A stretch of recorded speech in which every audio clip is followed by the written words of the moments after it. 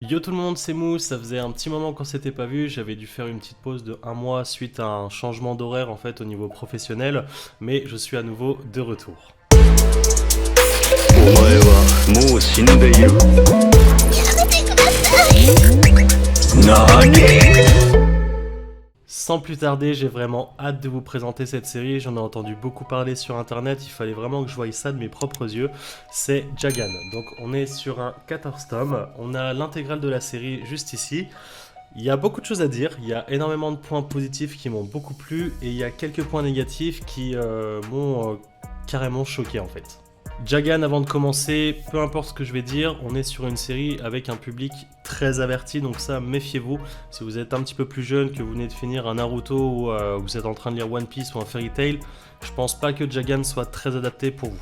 Le gros mot d'ordre du coup sur ce manga, ça va être clairement en fait de jouer sur les émotions humaines, notamment en fait sur notre côté très égoïste, et ça l'auteur le fait magnifiquement bien. Pour notre synopsis rapide, donc, on va suivre notre ami Jagasaki, donc qui est un policier en fait, qui en a un petit peu marre de son taf en fait, qui a un petit peu une vie de merde, il est un petit peu dans une routine assez délicate, et il va se passer plein de choses en fait qui vont faire évoluer son quotidien et le pousser dans ses retranchements. Et c'est là en fait que ça part directement en couille, notamment sur le premier tome, donc la cover qui est juste ici, qui est juste magnifique par contre. Clairement, le premier tome, je me suis dit, mais mon dieu, où est-ce que je mets les pieds? C'est vraiment un truc de barjo complet. Très rapidement, vous allez avoir une espèce de pluie de crapauds, de crapadingues en fait, appelé dans le manga, qui va s'abattre sur le Japon. Ça déjà, c'est trop bizarre. Ces crapauds vont s'introduire dans certaines personnes, encore plus bizarre, et en fait vont les changer en détraqués. Donc un détraqué c'est quoi? C'est quelqu'un en fait qui émotionnellement va être vraiment au bout. Les émotions primaires du coup que ce personnage ressent vont faire qu'il va se transformer en un espèce de monstre, donc le détraqué. Et déjà là c'est un petit peu n'importe quoi. Mais c'est pas fini. Parce que vous avez également les semi-détraqués. Donc en fait, c'est des crapauds qui ne sont pas complètement formés, qui sont introduits dans une personne. Attention, il faut suivre. Et en fait, ce semi-crapaud, cette espèce de crapadingue, va donner des pouvoirs, mais l'être humain, lui par contre, va garder toute sa conscience. T'arrives à suivre? Non, parce que là, c'est que le début et t'es vraiment pas prêt. On va du coup faire bien la différence entre détraqués, donc les gens qui se transforment et qui perdent toute condition humaine, et les semi-détraqués qui, eux, acquièrent des pouvoirs grâce à leur crapadingue et qui, en fait, gardent leur petite conscience humaine.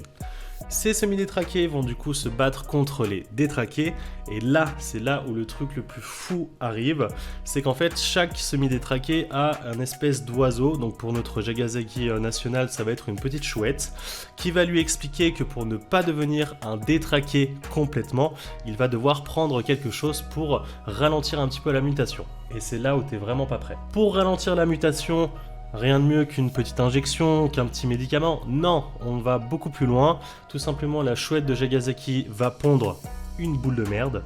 Jagasaki va la broyer dans ses doigts et la sniffer pour redevenir humain. Donc ça, c'est clairement en fait ce qui se passe sur le premier tome. J'ai lu ça, je me suis dit non, franchement, je sais pas où j'ai mis les pieds encore. On est vraiment dans le Japon même où tout part en couille, il y a une imagination débordante où tu te dis mais le mec qui a inventé ça, clairement, il prend des produits qui sont clairement pas légaux quoi.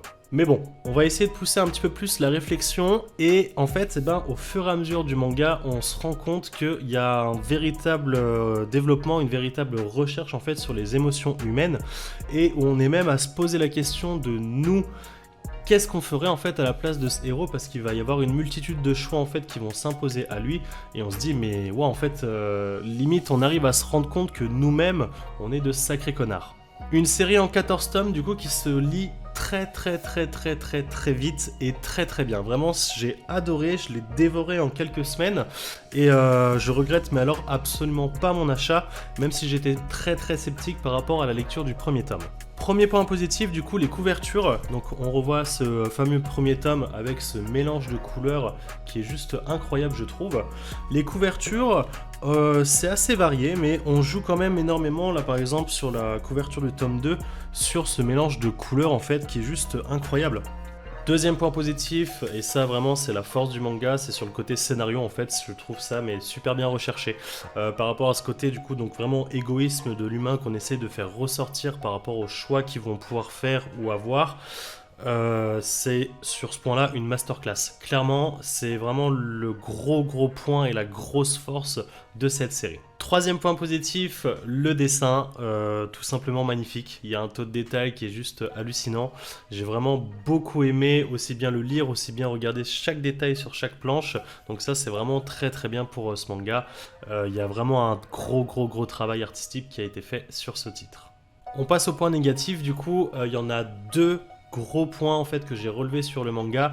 Le premier va être beaucoup plus lié par rapport à l'histoire, le second va être un petit peu plus lié par rapport au fait au référencement CNN, on en reparlera un petit peu plus tard. Premier point négatif, et en fait il s'agit de ce personnage. Ce personnage, il est très dérangeant et c'est même limite ce personnage en fait qui m'a forcé à me poser la question de me dire est-ce que je continue le manga ou quoi, parce que là clairement c'est en train de me saouler. Pour pas trop spoil, on est quand même sur le côté émotion, sur le côté égoïsme. Je rappelle que un attouchement ou une relation sexuelle avec une personne qui n'est pas consentante, c'est un viol. Et c'est important de le rappeler. J'ai vu plein de critiques sur le manga, que ce soit sur internet, que ce soit sur des forums. Personne n'a parlé de ce personnage. Je trouve ça relativement grave en fait. Alors je sais qu'il y a un monde mais énorme entre la culture japonaise et du coup donc chez nous la culture française, mais je comprends pas en fait qu'il n'y ait pas eu une sorte de censure mise en place sur l'édition française. Je prends l'exemple d'une personne qui a subi ces violences-là, que ce soit masculin, féminin, non-genré, peu importe, qui a envie un petit peu d'oublier ça, même si ça doit être très difficile, qui se plonge dans la lecture manga et qui tombe malheureusement sur ce titre-là, non en fait, ça fonctionne pas. Je trouve pas le sujet en fait très intéressant, surtout dans ce manga-là en fait où il n'y a pas de sujet à parler de ça. Vous prenez alors un manga qui est vraiment spécifiquement dessiné et écrit sur ce sujet-là.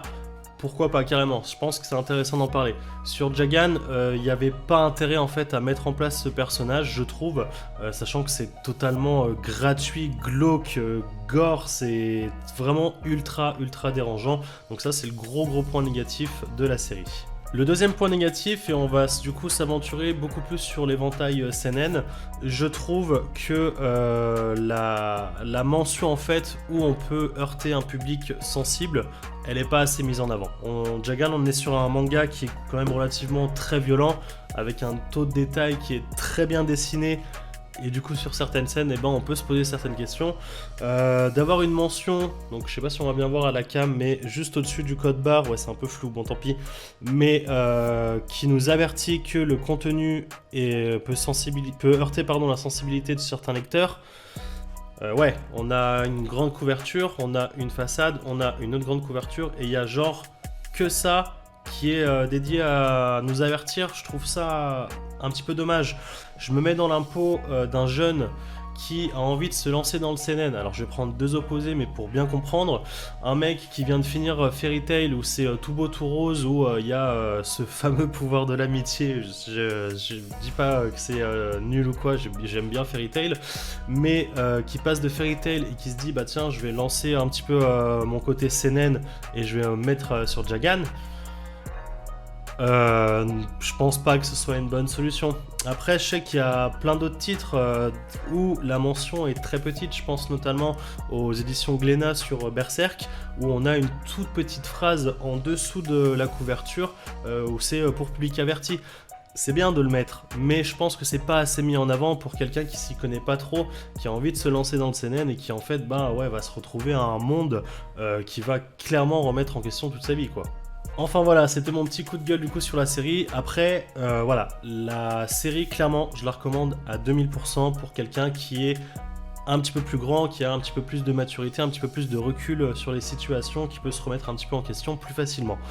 Le côté égoïsme, le côté sentiment, je rebondis à nouveau là-dessus, mais c'est vraiment ça qui est très présent dans ce manga et qui en fait la force. Donc vraiment, c'est une très bonne lecture, mais pour public averti. Je vous dis à très bientôt du coup pour une prochaine découverte manga. Excusez-moi encore du coup pour le retard sur la chaîne, j'avais à peu près un mois et demi sans sortir de vidéo. On est reparti sur une bonne lancée. Je vous dis à très bientôt. Ciao.